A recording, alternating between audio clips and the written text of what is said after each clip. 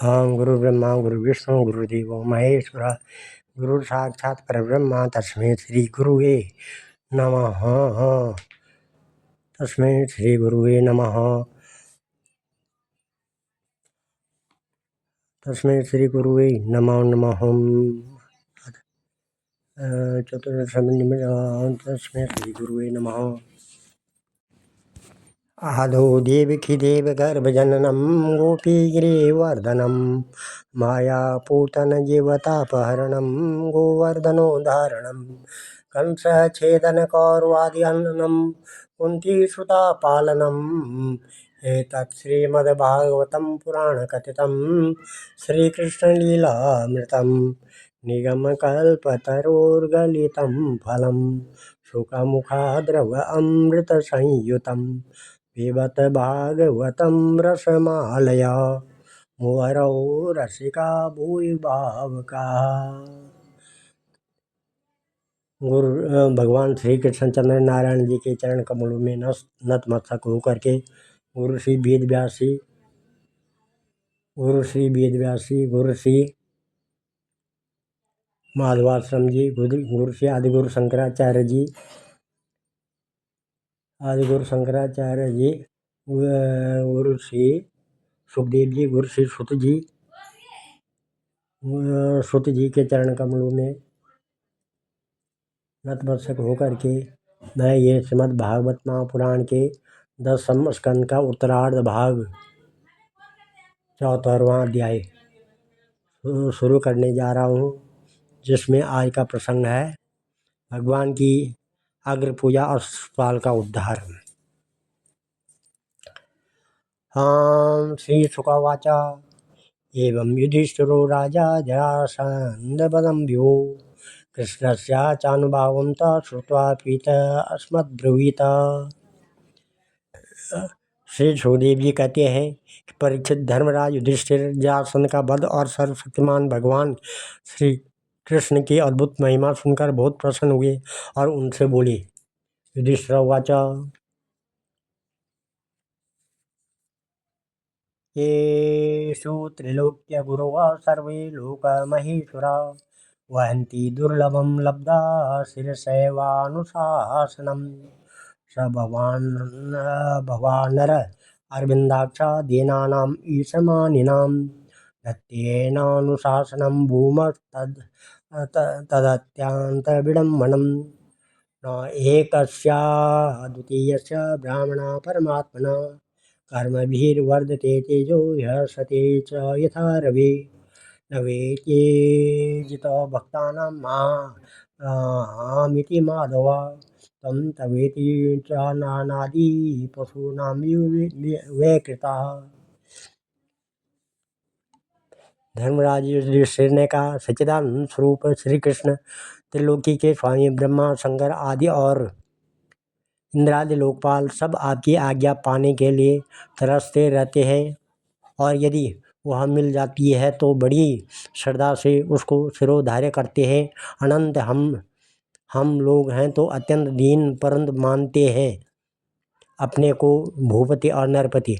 ऐसी स्थिति में हैं तो हम दंड के पात्र, परंतु आप हमारी आज्ञा स्वीकार करते हैं और उसका पालन करते हैं। सर्वशक्तिमान कमल नयन भगवान के लिए यह मनुष्य लीला का अभिनय मात्र है। जैसे उदय अथवा अस्त के कारण सूर्य के तेज में घटती या बढ़ती नहीं होती है, वैसे ही किसी भी प्रकार के कर्मों से न तो आपका उल्लास होता है और न तो ह्रास ही, क्योंकि आप सजातीय विजातीय और स्वगत भेद से रहित स्वयं पर ब्रह्म परमात्मा है। किसी से पराजित न होने वाले माधव, यह मैं हूँ, यह मेरा है तथा यह तू है और यह तेरा, इस प्रकार की विकार युक्त भेद बुद्धि तो पशुओं की होती है। जो आपके अनन्य भक्त हैं उनके चित्त में ऐसे पागलपन के विचार कभी नहीं आते हैं, फिर आप में तो होंगे ही कहाँ से। इसलिए आप जो कुछ कर रहे हैं वह लीला ही लीला है।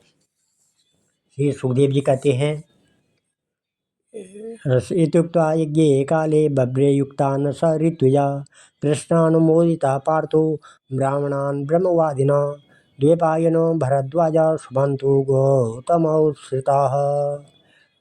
वसिष्ठ च वनकर्णो मैत्रेय शास्त्रितः विश्वामित्रो वामदेव सुमतिर्जैमिनी च क्रतु पैलपाराशरो गर्गो वैशम्पायन एव च अथर्वा कश्यपो धौम्यो रामो भार्गव आसुरी भीतिहोत्रा मधुच्छन्दा वीरसेनो कृतावृण उपहूतास्तथा चान्ये द्रोण भीष्म कृपादय धृतराष्ट्रा शाश्वतो विदुरस्य महामती ब्राह्मणा क्षत्रिया वैश्या शूद्रा यज्ञादिदीक्षवा तत्रेयो सर्वराजानो राज्ञां प्रकृतयो नृपा ततस्ते देवयजनं ब्राह्मणा स्वर्णलङ्गले कृष्ण तत्र यथाम्नायं दीक्षायाञ्जकरी नृपम् हेमाल्किलोपकरण वरुणश्च यथा पुरा इन्द्रादयो लोकपाला विरञ्ची भवसंयुता सगणा गन्धर्वा विद्याधरमोरगा मुनयो यक्षरक्षांसि खग किन्नरचारणा राजनश्च समाहूत्वा राजपत्न्यश्च सर्वशा राजसूयं समीयुष्मा राज्ञा पाण्डुसुतसवे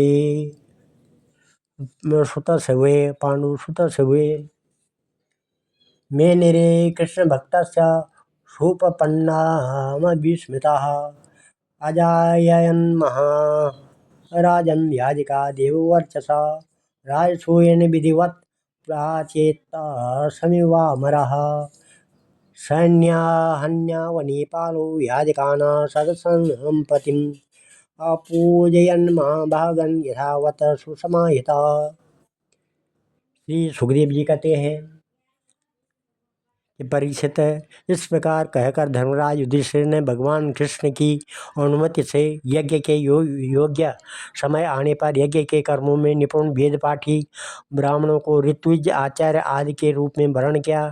उनके नाम ये हैं: श्री कृष्ण द्वैपायन, व्यासदेव, भरद्वाज, सुमंतु, गौतम, असित, वशिष्ठ, च्यवन, कर्ण, मैत्रेय, कवश, त्रित, विश्वामित्र, वामदेव, सुमति, जैमिनी, क्रतु, पैल, पाराशर, गर्ग, वैशंपायन, अथर्वा, कश्यप, धौम्य, परशुराम, शुक्राचार्य, आसुरी, वितिहोत्र, मधुच्छंदा, वीरसेन और आकृतव्रण। इसके अतिरिक्त धर्मराज ने द्रोणाचार्य, भीष्म पितामह, कृपाचार्य, धृतराष्ट्र और उनके दुर्योधन आदि पुत्रों और महामती, विदुर आदि को भी बुलवाया। राजन, राजसूय यज्ञ का दर्शन करने के लिए देश के सब राजा, उनके मंत्री तथा कर्मचारी, ब्राह्मण, क्षत्रिय, वैश्य, शूद्र सबके सब वहाँ आए।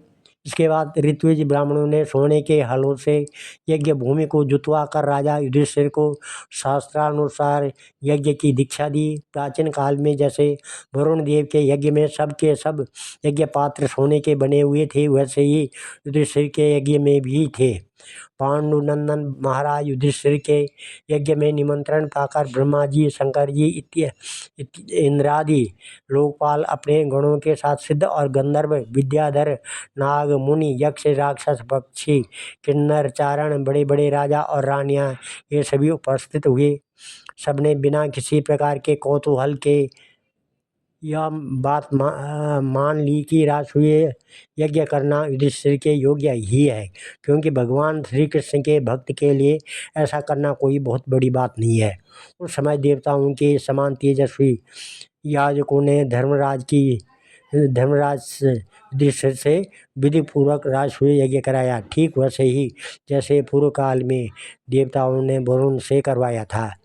सोमलता से रस निकालने के दिन महाराज युधिष्ठिर ने अपने परम भाग्यवान याजकों और यज्ञ कर्म की भूल चूक का निरीक्षण करने वाले सदसंपत्तियों का बड़ी सावधानी से विधि पूर्वक पूजन किया। सदस्याग्रयाणा हे वे विमिषन्त सभासदा नाद्यगच्छन् अनेकान् त्यात स देवः तदा ब्रवीत अर्हति याच्युतः श्रेष्ठं भगवान् सात्वतां पति एष वे देवता सर्वा देशकालादनादया यदात्मकमिदं विश्वं क्रतुश्च यदात्मका अग्निराहुतयो मंत्र सांख्यं योगस्य यत्पर एक एवाद्वितीयो सा वेदा तदाम्यामिहं मिदं जगत् आत्मना आत्मश्रेया सभ्या सृज्यवती हन्त्यया विविधानि कर्माणि जनयन यदवीक्षया यते यदयं सर्व श्रेयो धर्मादिलक्षणं तस्मात् कृष्णाय महते धीयताम् परमार्णम् एवं चेत सर्वभूतानाम् आत्मनाचारणं भवेत् सर्वभूतात्मभूताय कृष्णायानन्ददर्शिने देयं शान्ताय पूर्णाय दत्तस्यानन्तमीक्षता इत्युक्त्वा स देवो भूतोष्णे कृष्णानुभावितां तच्छ्रुता तुष्टुः सर्वे साधु साधु तत्सत्तमा श्रुत्वा द्विजेरितं राजा ज्ञात्वा हार्दसभासदां समहार्यद्य ऋषिकेशं प्रीता प्रणयविह्वला तत्पादावनिज्यापशिष्या लोकपावनी सभार्या सानुजामात्य सकुटुम्बो वहन्मुदः वसोऽपि पीतिकोशे येर्भूषणे स महाधने आरयित्वाश्रु पूर्णाक्षो नाशकत समुवीक्षितम् इत्थं सभाजितं वीक्षा सर्वे प्राञ्जालयो जना नमो जेति नमे नेमस्तु निवेतो पृष्ठया इत्थं निशम्य दमघोषसुतः स्वपीठा दुत्थाय कृष्णगुणवर्णनजातमन्यो उक्षिप्य भावमिदमाह सदा समर्षि संश्रावयन् भगवते परुषाण्यभीता ईशो दुरतया काल इदं सत्यवती सुता वृद्धानामपि यद् बुद्धिर्बलाकेर्वीर्विद्यते। अब सभासद लोग इस विषय पर विचार करने लगे कि सदस्यों में सबसे पहले किसकी पूजा अगर पूजा होनी चाहिए। जितनी मति उतने मत, इसलिए सर्वसम्मति से कोई निर्णय न हो सका। ऐसी स्थिति में सहदेव ने कहा, यदुवंश शिरोमणि भक्तवत्सल भगवान श्री कृष्ण यही सदस्यों में सर्वश्रेष्ठ और अग्र पूजा के पात्र हैं, क्योंकि यही समस्त देवताओं के रूप में है और देश काल धन आदि जितनी भी वस्तुएं हैं उन सब के रूप में भी यही है। यह सारा विश्व श्री कृष्ण का ये रूप है। समस्त यज्ञ भी श्री कृष्ण का स्वरूप ही है। भगवान श्री कृष्ण ही अग्नि आहुति और मंत्रों के रूप में है। ज्ञान मार्ग कर्म मार्ग ये दोनों भी श्री कृष्ण की प्राप्ति के ही हेतु हैं। सभासदों, मैं कहाँ तक वर्णन करूं। भगवान श्री कृष्ण वह एक रस अद्वितीय ब्रह्म है जिसमें सजातीय विजातीय और स्वगत भेद नाम मात्र का भी नहीं है। यह संपूर्ण जगत उन्हीं का स्वरूप है। वे अपने आप में ही स्थित और जन्म अस्तित्व वृद्धि आदि ये छह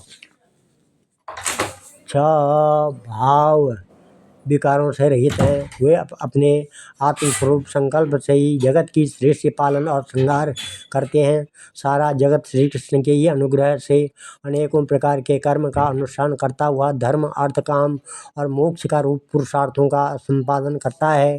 इसलिए सबसे महान भगवान श्री कृष्ण की अग्र पूजा होनी चाहिए। इनकी पूजा करने से समस्त प्राणियों की तथा अपनी भी पूजा हो जाती है।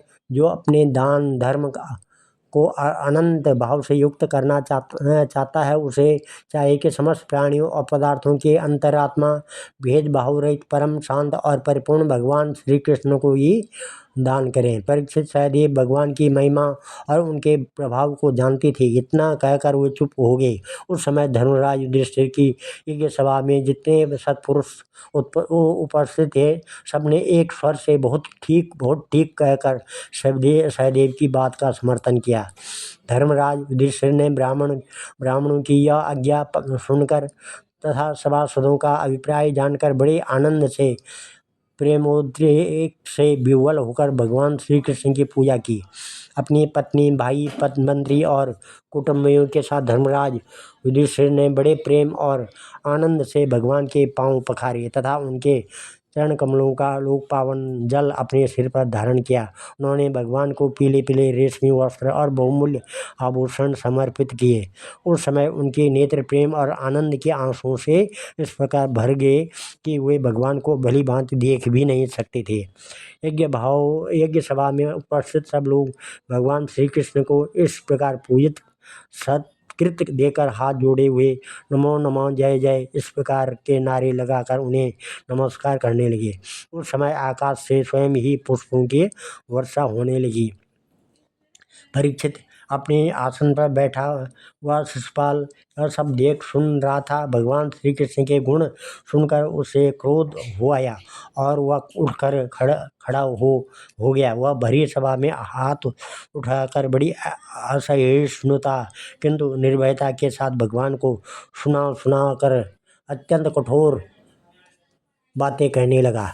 सभासदों, श्रुतियों का यह कहना सर्वत्र सत्य है कि काल ही ईश्वर है। लाख चेष्टा करने पर भी वह अपना काम करा ही लेता है। इसका अप्रत्यक्ष प्रमाण हमने देख लिया है कि यहाँ बच्चों और मूर्खों की बात से बड़े बड़े वयोवृद्ध और ज्ञान वृद्धों की बुद्धि भी चकरा गई। एवं पात्र विधाम श्रेष्ठा व माधवम मंद्यम बालभाषितम सदसंबत्तया सर्वे कृष्णो यत संबतोहरणे तव विद्याव्रतधरान् ज्ञान विध्वस्त कल्मषान् परमर्षीन् ब्रह्मनिष्ठान् लोकपाले सपूजितान् सदस्तं सदंपति नीतिक्रम्य गोपाल कुलपांसन यथा काक पुरोडांस सपर्यं कथम अर्हति वर्णाश्रम कुलोपेत सर्वधर्मा बहिष्कृत स्वैरवर्ती गुणैर्हीन सपर्या कथम अर्हति या नितेषां हि कुलं सप्तं सद्भिर्बहिष्कृतं वृथा पानरतं शश्वत सपर्यं कथम अर्हति ब्रह्मर्षि सेवितान् देशान् हित्वा ब्रह्मवर्चसां समुद्रं दुर्गमाश्रित्य बाध्यन्ते दस्य वा प्रजा एवमादिन्य भद्राणि व्यवासे नष्टमङ्गल नोवाच किञ्चित् भगवान् यथा सिंहः शिवारुतं वन्निन्दनं श्रुत्वा दुस्सहं तत्सभासदः कर्णोपदाय निर्जग्मो शपन्ते च दीपं रुषा निन्दं भगवतः शृण्वस्तत्परस्य जनस्य वा ततो नापेति यासोऽपि यान्त्यद्य सुकृताच्युता तदा पाण्डुसुता क्रुद्धा मत्सेकया संजया उदायुधा समतसु शिशुपालये अंशवा ततश्चैद्यास्त्वसम्भ्रान्तो जगृहे खड्गचर्मणि भर्तशयन् कृष्णपक्षीयान् राज्ञा सदसि भारत इस प्रकार से परीक्षित इस प्रकार से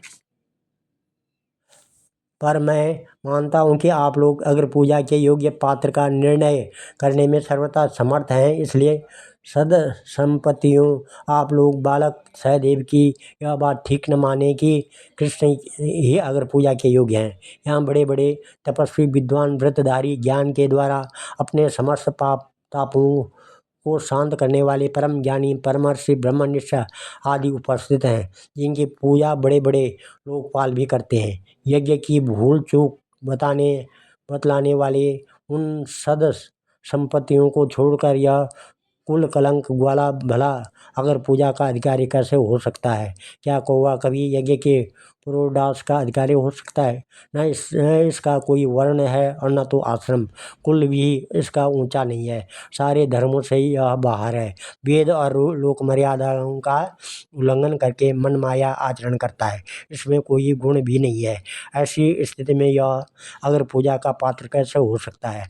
आप लोग जानते हैं कि राजा ययाति ने इसके वंश को शाप दे रखा है, इसलिए सत्पुरुषों ने इस वंश का ही बहिष्कार कर दिया है। ये सब सर्वदा व्यर्थ मधुपान में आसक्त रहते हैं, फिर ये अग्र पूजा के योग्य कैसे हो सकते हैं?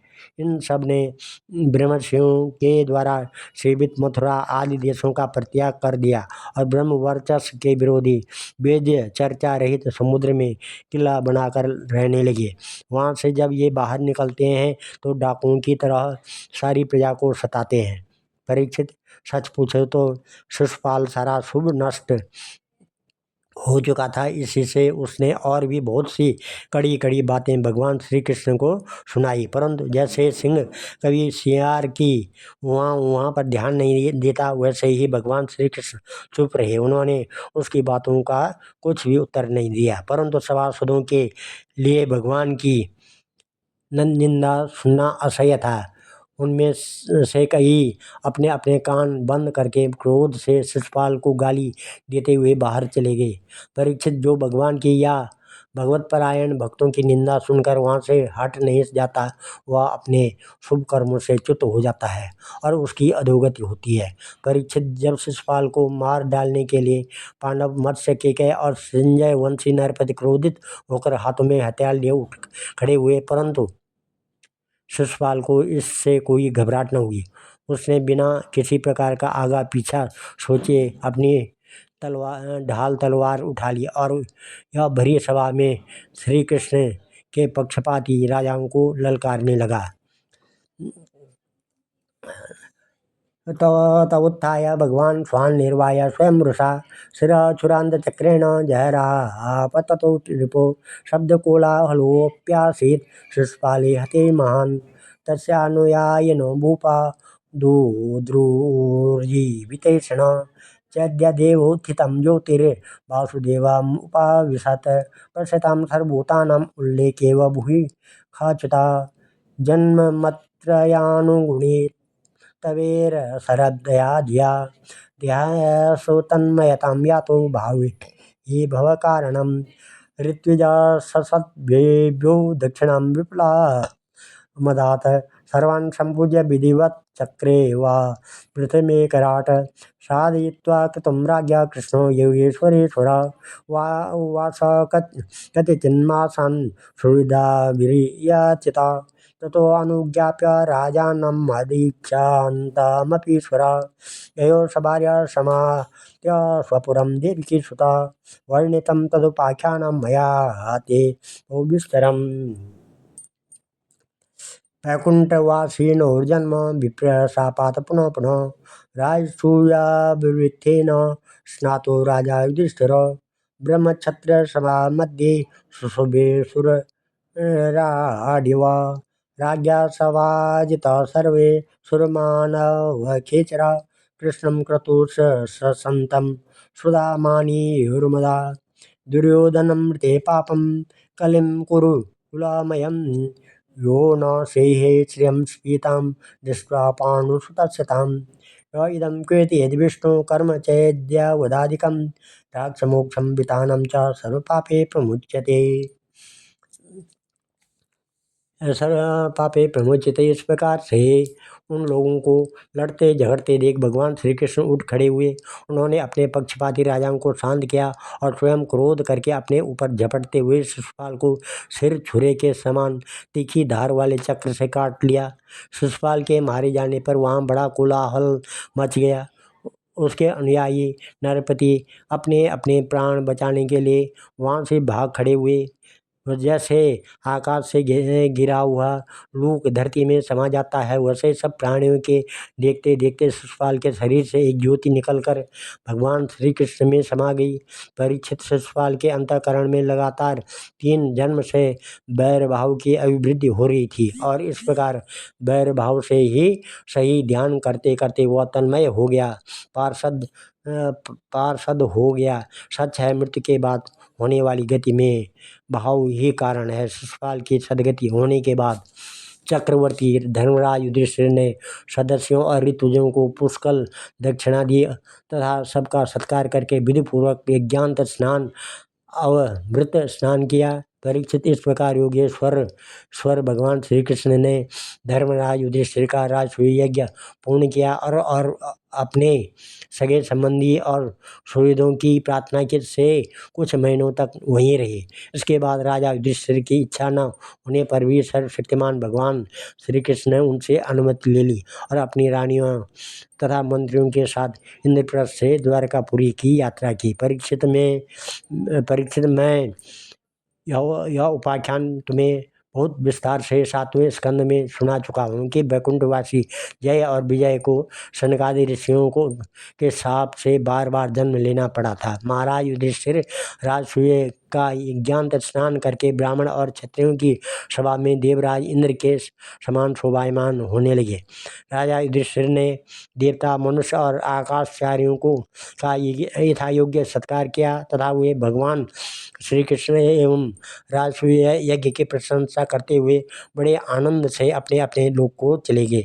परीक्षित, सब तो सुखी हुए, परंतु दुर्योधन से पांडवों की यह उज्ज्वल राज्यलक्ष्मी का उत्कर्ष सहन न हुआ, क्योंकि वह स्वभाव से ही पापी, अकलह प्रेमी और कुरु कुल का नाश करने के लिए यह एक महान रोग था। परीक्षित, जो पुरुष भगवान श्री कृष्ण की इस लीला का शिशुपाल वध, जरासंध वध, बंदी राजाओं की मुक्ति और ये यज्ञानुष्ठान का कीर्तन करता है, सुनता है, वह समस्त पापों से छूट जाता है। आज मैं इस कथा को यहीं पर विराम देता हूँ। कल 75वां अध्याय होगा, राजसूय यज्ञ की पूर्ति और दुर्योधन का अपमान है, ये कथा चलेगी। ओम नमः ध्येयं सदा परिभवग्नमविष्टदोहं तीर्थात् पदं शिवभिरञ्जनुतं शरण्यं भृत्यातिहं प्रणतपालभवाब्धिपोतं वन्दे महापुरुषते चरणारविन्दं। सर्वे भवन्तु सुखिनः, सर्वे सन्तु निरामया, सर्वे भद्राणि पश्यन्तु, मा कश्चित् दुःखभाग् भवेत्। धन्यवाद।